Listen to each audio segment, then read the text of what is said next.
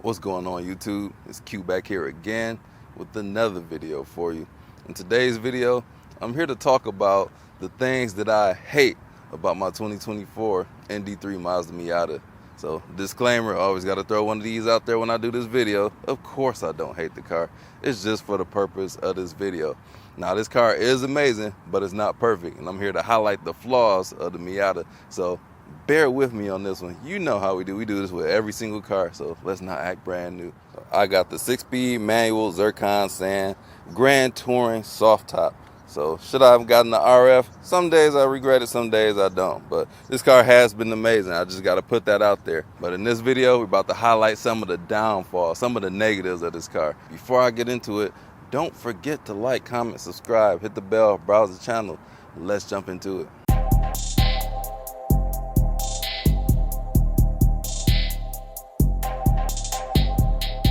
Now that I got the preface out the way, there's a ton of love about this car, but a few things that I hate about the car, some negatives about it.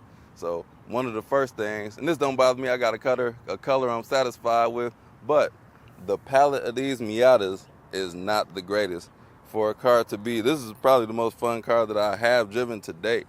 It does have quite the boring palette. Like this Zircon Sand, it's a different color. It's new for 23, but the best colors that I do think, well, the only best color is that Soul Red. That color is so dynamic. It goes from a bright red to a dark red. But the palette is okay for a car like this. But I'm satisfied with my color.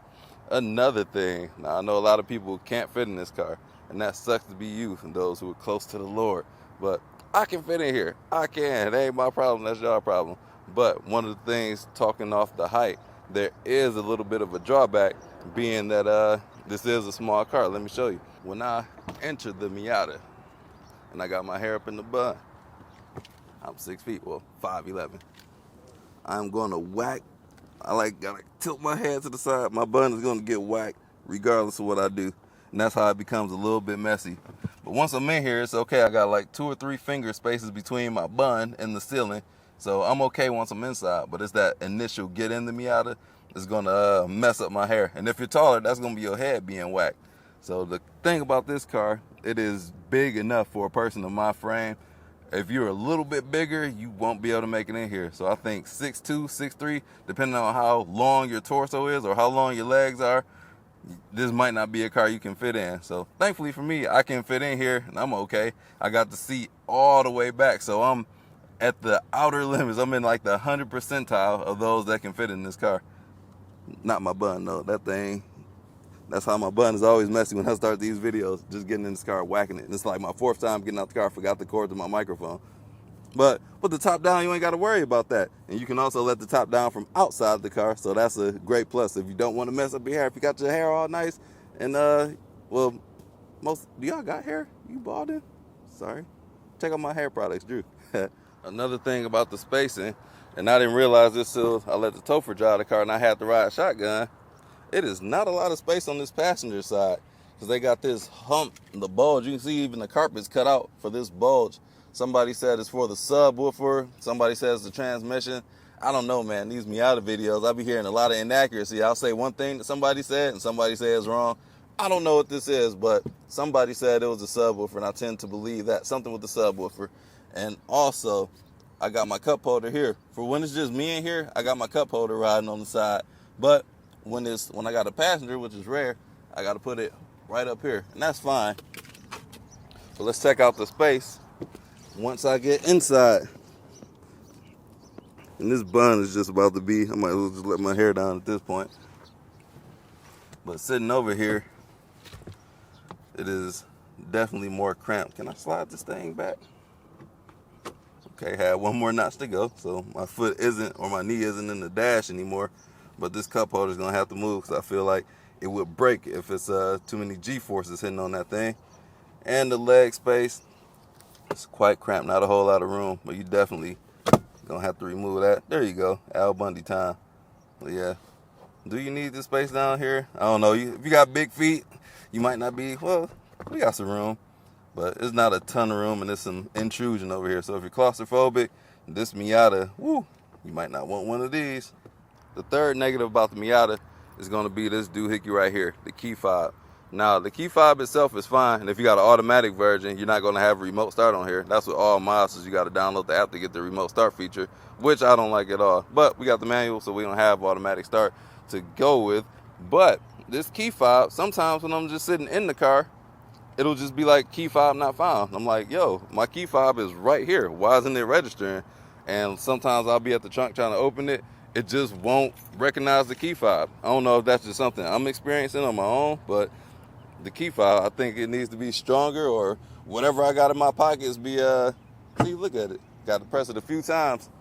It's just not the best for me. So I don't know if it's me and the other stuff I got in my pockets, which is just another, just got a couple keys in the wallet. That's all I got. When I'm carrying my Merce, sometimes it works, sometimes it doesn't. It's just, I don't know, man. Let me know if you got a problem with the key fob not recognizing the car. And while I'm nitpicking, we got these incandescent bulbs. We got one right here, one in the trunk. This is 2024, so I'm gonna need LEDs for a car. But let me start it up so I can show you the next thing. So we know that I have the Grand Touring version. And with that comes this automatic climate control. And I've been driving this car for like 30 minutes already today. And with it set on auto, I feel like it just never slows down the fan speed. It's always blowing at like maximum. Now, maybe I got to drive an hour for it to lower down, but I find myself always just rotating this dial to not be on auto because it's just always blowing as high as it can. Now, I know that the temperature is set to low, but even still, it's going to blow high, and I feel like it just never slows down. It kind of defeats the purpose of having a Grand Touring because this is one of the features that you do get. Now, I don't even know what auto does for the climate position. Where is auto? Where is that going to set? And the fan speed is just going to blow as hard as it can for as long as it can. I wish it would slow down sometimes, man. I've been in here for a while, and it's not even hot in here anymore. But, yeah, there's that fan speed. The auto part, not that automatic, just high. It might as well just be up here. Another thing I'm about to nitpick about. Come on, guys. I had to go searching. I had to make a video long enough to post about. But this thing, and this is the serious thing, the volume rocker on here is so cheap feeling. Like, when I want to increase the volume or skip a track, sometimes I end up just pressing it in the middle, and that just ends up muting my music. So it's kind of hard. It's like a little bit of an angle on the top and bottom, but I find myself pressing it in more as opposed to rocking it to turn the volume up and down. And that gets a little irritating, as well as the location of here. Now, I realize we ain't got that much real estate in here, so I find my arm always hitting on here, and it always pauses my music. So I'm pausing my music in two different ways. So ergonomically speaking, this control center right here is in a terrible spot, but we have nowhere else to place it. And I feel like the button orientation is different than the other Mazdas. But in here, yeah, these are cheap feeling, flimsy, it's not reassuring. Same with the skip tracks. If I press the info button, it doesn't really matter to me because all it's going to do is change this gauge up there, so I can live with that. But pause my music, we do not stop the party. We don't like to stop the party in here whatsoever. Last but not least, it's going to be this soft top. Not the soft top itself, because this is the Grand Touring. It's got a little more sound deadening or insulation on it, but just how loud it gets in the car when I'm driving. It's not the worst, but it does get pretty loud. I got to find myself talking louder when I'm on the phone, which I'm often on the phone when I'm driving. So the sound deadening is not going to be the greatest. You're going to get a lot of noise in here. You got to crank the music up a little bit higher once you're on the highway, especially on the highway. With the top down, you expect that, but with the top up, the RF hands down is going to be quieter. Soft top is louder, and if you got the club trim, it's going to be even louder than it is on this Grand Touring trim. So buyer beware. Well, it's not a deal killer. None of these are deal breakers at all. Just letting you guys know if something irritates you, that could be a deal breaker to somebody else. Like I said, I bought the car, put my money where my mouth is. It's livable. Like, you can live with the car. All these things you might not notice on the test drive, though, but I'm just pointing it out to help you make the right decision for yourself to know what you're getting into. And yes, you do have to yell. My voice gets raspy when I have to talk louder. I don't like to talk loud at all. So you definitely notice it on the phone. Fatigues my voice. My vocal cords get strange trying to talk on here. Q, you're going too far. That's being extra. It is what it is, guys. But that's all that I got to say about the Miata. Everything else in this car is going to excel. The most fun that I have had in the car, especially on the street. So they did a lot right. But with a car that's only 2,300 pounds, you know you're not going to have the storage space in here. And shout out to the hidden storage compartments behind these seats here. But there's not a lot of storage in here. It's just you and the car, horse and driver. I don't know the Japanese version, but I will learn it one day. How do you say that in Japanese? Somebody let me know in the comment section. And don't put it in Japanese script, because I don't know how to read that either. I don't know my Japanese lettering. That's it, and that's all. All the negatives I got about the Miata. There could come another one or two later on in the future. If those do come up, I'll let you know in the update video, the such and such mile marker or the 1 year whatever.